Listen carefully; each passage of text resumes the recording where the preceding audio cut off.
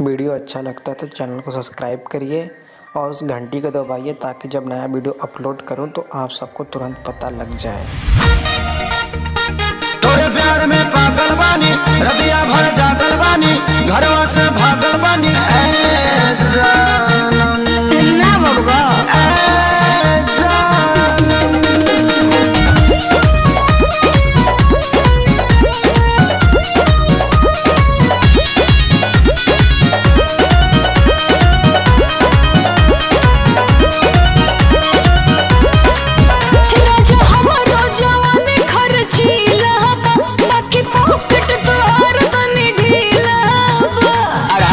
बेच देनी का घरों में सोइबे।